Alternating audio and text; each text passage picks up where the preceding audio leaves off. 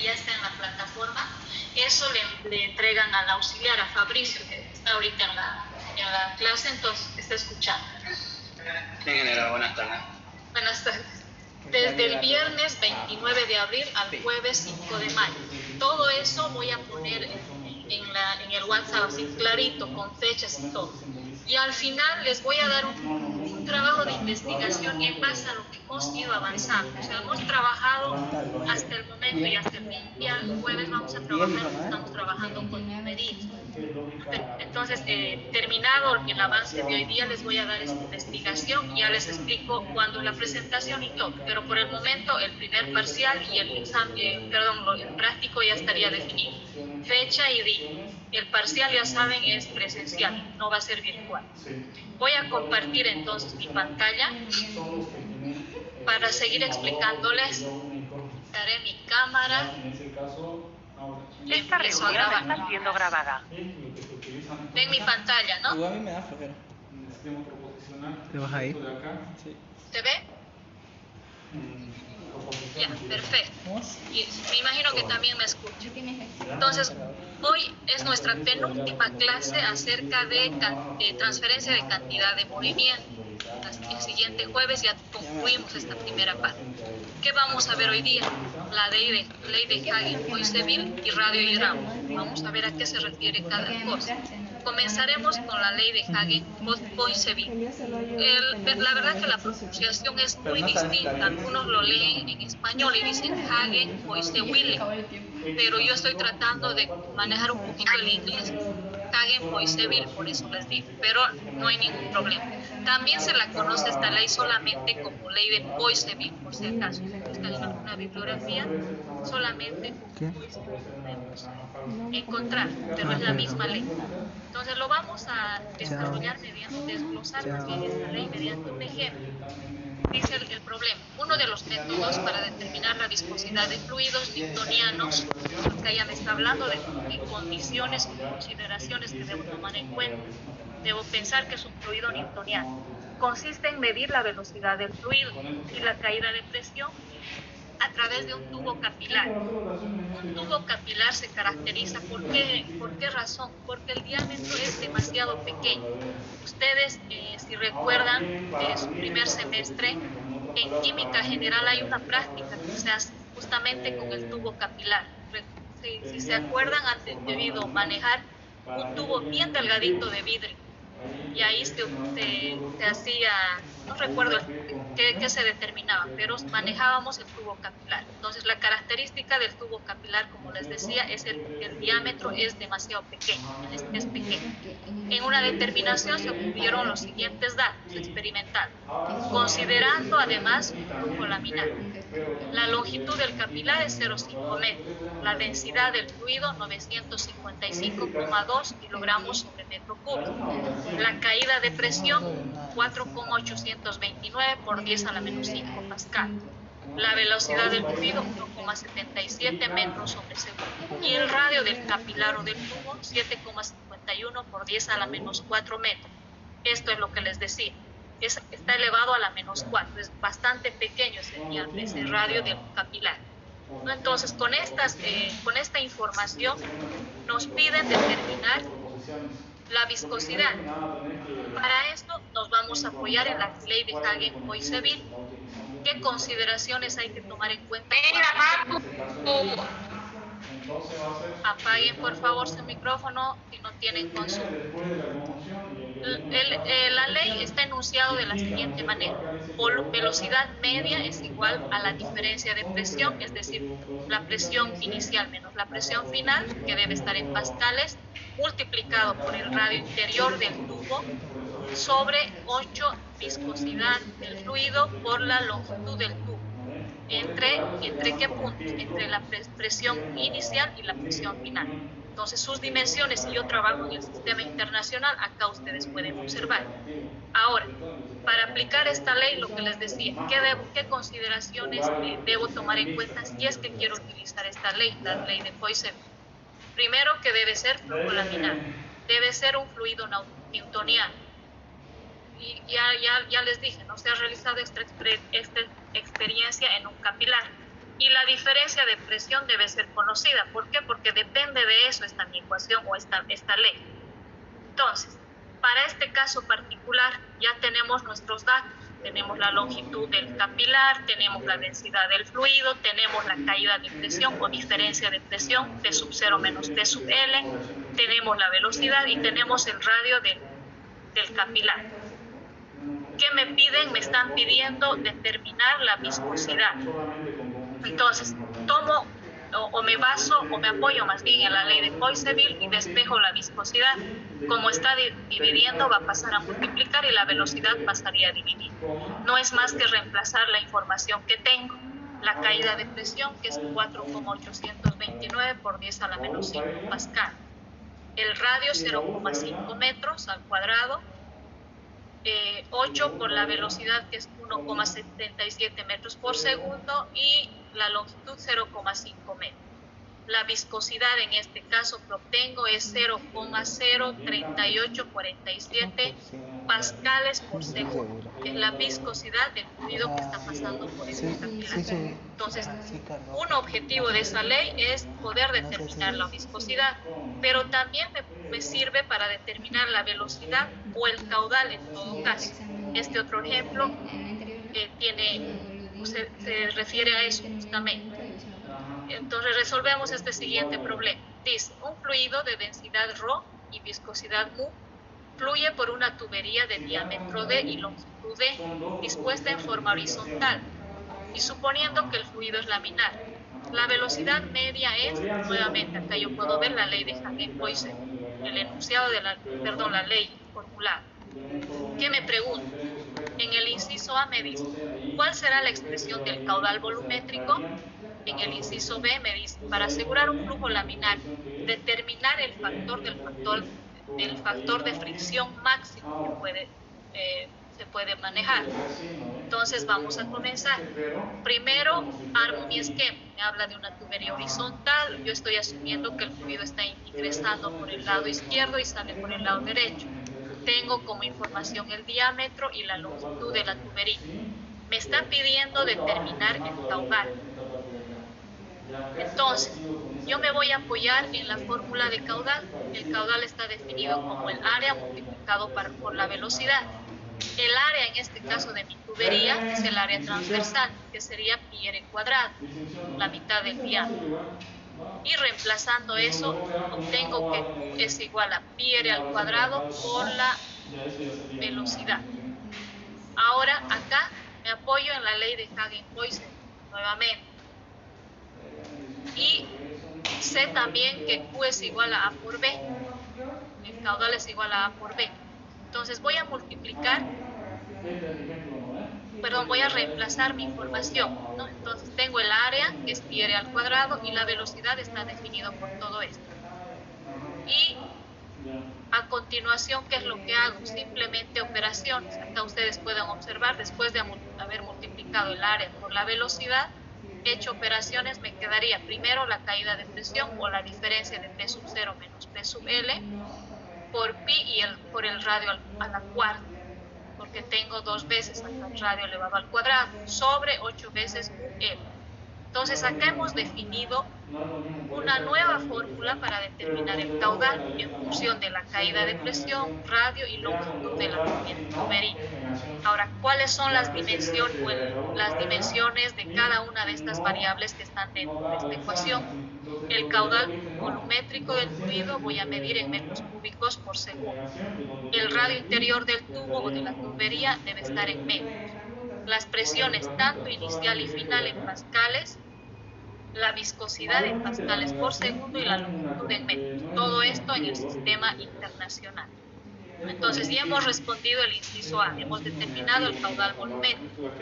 En el inciso B, ¿qué me dice? En el inciso B me dice, para asegurar un flujo laminar, determinar el valor del factor de fricción máximo.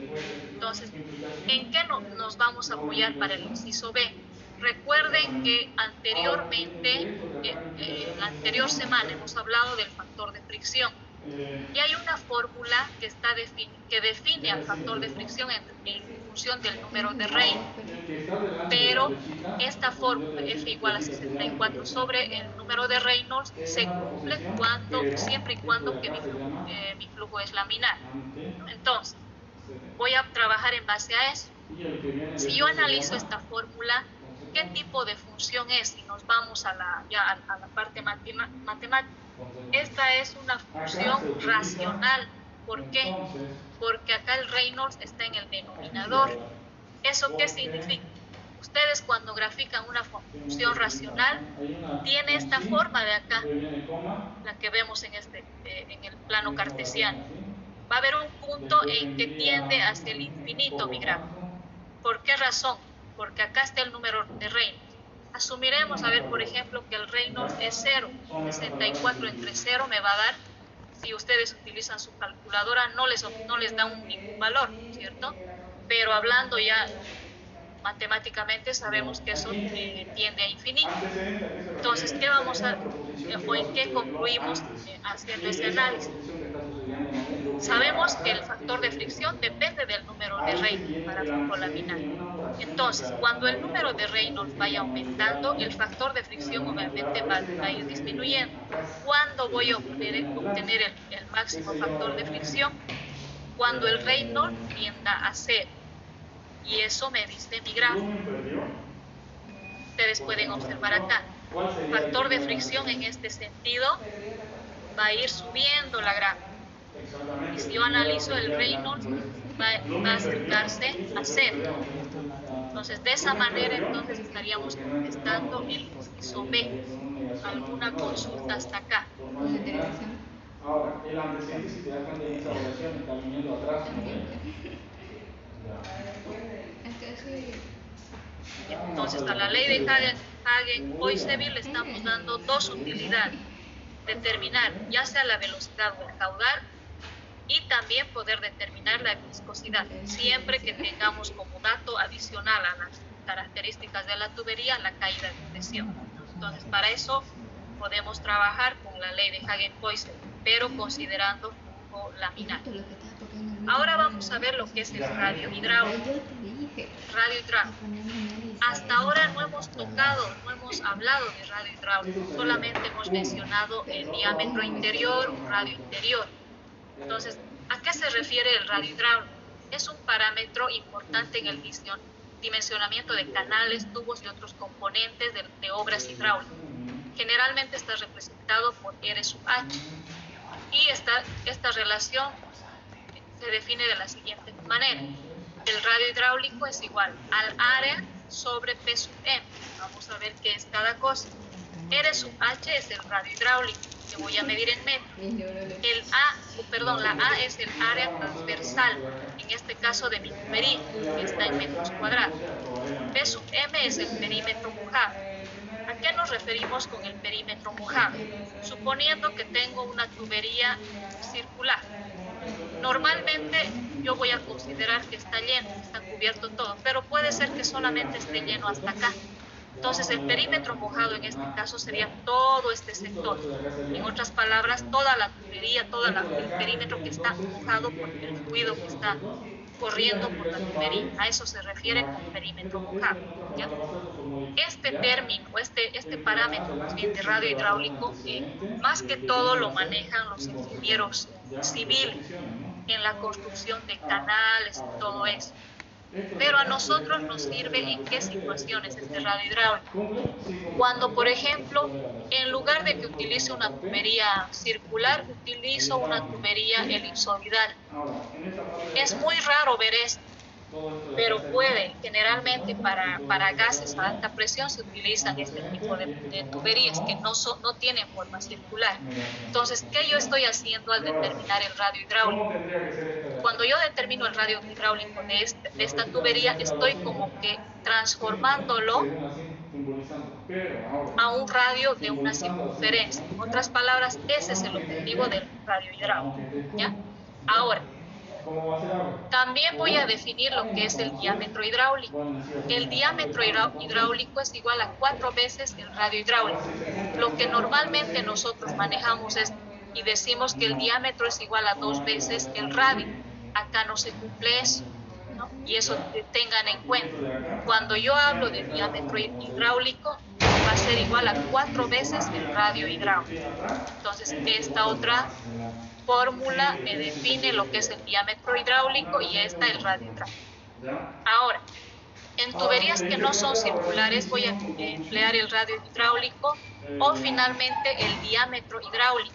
Anteriormente, cuando estábamos hablando del número de Reynolds, yo les decía, no voy a determinar el número de Reynolds con las propiedades viscosas y las propiedades inerciales del fluido, como es la densidad, la velocidad, la viscosidad.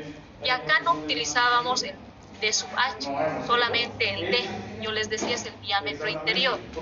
Acá, cuando yo trabajo con tuberías que no son circulares, voy a trabajar con el diámetro hidráulico. Esta otra fórmula para el Reynolds también se modificaría.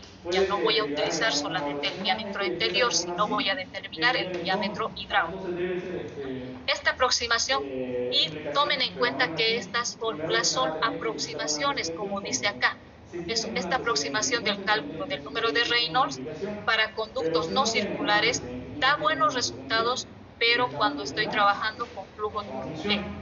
Ahora, hasta la anterior clase, hasta el día jueves, no hemos hablado de tuberías que tengan o que no tengan forma circular, es decir, solo hemos trabajado con tuberías que tienen esta forma. En ningún momento hemos dicho la tubería es elíptica, es rectangular, ni nada.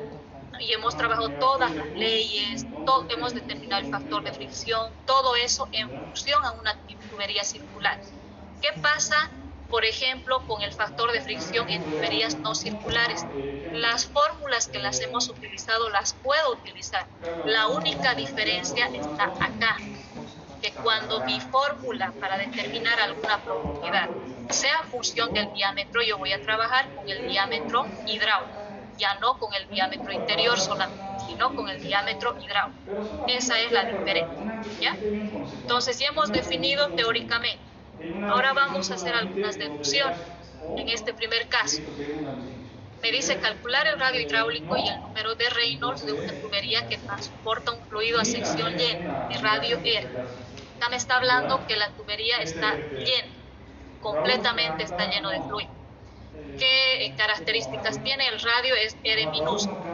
Entonces, para determinar el radio hidráulico yo voy a utilizar la fórmula que anotamos en la anterior diapositiva. El área transversal sobre el perímetro mojado. El área transversal es el área de una circunferencia, pi r al cuadrado, eso ya está definido. El perímetro mojado, como mi tubería está llena, me dice que es sección llena, entonces el perímetro mojado va a ser el perímetro de la circunferencia, que sería 2πr. Reemplazo esa información en el radio hidráulico y voy a tener πr al cuadrado sobre 2πr. Simplifico y me va a quedar que el radio hidráulico es igual a r medio, el radio de mi circunferencia sobre 2. Como me pide ahora, hasta acá he respondido la primera pregunta, radio hidráulico. Luego me pide determinar el número de Reynolds. Entonces, para eso yo voy a utilizar la segunda fórmula del diámetro hidráulico, que es igual a 4 veces el radio hidráulico. Y hago el reemplazo. Ya tenemos el radio hidráulico. Reemplazamos en nuestra fórmula de diámetro y nos va a dar que el diámetro hidráulico es igual a 2R. Y esto es correcto. Y es lo mismo que decir el diámetro interior en el caso de la circunferencia, porque en una circunferencia el diámetro es igual a 2R. Entonces, en el caso de la circunferencia, el diámetro interior o el diámetro de la circunferencia de mi tubería que tiene forma circular es igual al diámetro hidráulico. Ahora determino el número de Reynolds. Para eso voy a reemplazar en la última fórmula que hemos anotado en función del diámetro hidráulico. Reemplazo el valor, tendría densidad por la velocidad por el diámetro hidráulico sobre la viscosidad. Densidad, velocidad son datos que voy a suponer que son conocidos, lo mismo la viscosidad. Y el diámetro hidráulico reemplazo por 2R. Como sé que es igual este 2R al diámetro interior de mi tubería, tengo esta fórmula. Esta fórmula es la que hemos utilizado cuando determinábamos el número de Reynolds la anterior a la anterior semana, ¿no? En el caso, vuelvo a repetir, de una tubería circular, el diámetro hidráulico llega a ser lo mismo que el diámetro interior. Otro caso, me dice calcular el radio hidráulico y el número de Reynolds de una tubería rectangular que transporta un fluido a sección llena de lados A y B. Entonces, nuevamente, el fluido está cubriendo completamente mi tubería rectangular, que es muy raro que encontremos un tipo de tubería de esta manera en las industrias y todo eso, pero puede ocurrir. Entonces, haremos la determinación de lo que nos pide. El área está cubierta al 100% y el perímetro mojado va a ser también el perímetro de un rectángulo. Tengo el área igual a A por B y el perímetro 2 veces A más B, 2 veces esta dimensión. Reemplazo en el radio hidráulico, tendría el área AB sobre el perímetro mojado, que es 2 veces A más B. Ya tengo determinado el radio hidráulico, lo primero que me pedí. Ahora determino el número de Reynolds. Para eso voy a determinar el diámetro hidráulico, que es igual a 4 veces el radio hidráulico. Hago el reemplazo y se simplifica. Acá me va a quedar 2 y 1. Mi diámetro hidráulico es igual a 2 veces AB sobre A más B.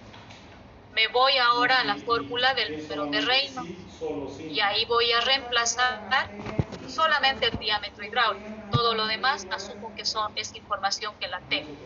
Hago el reemplazo y el número de Reynolds quedaría enunciado de esta manera para una tubería que tiene forma rectangular, ¿no? Reynolds es igual a la densidad por la velocidad sobre la viscosidad, que multiplica a 2AB sobre A más B, donde A y B son las dimensiones de la forma de la tubería. ¿Qué más tenemos? ¿Alguna consulta hasta acá?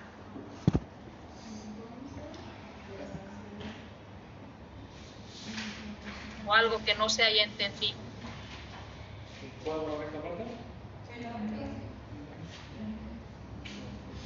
Asumo que sí.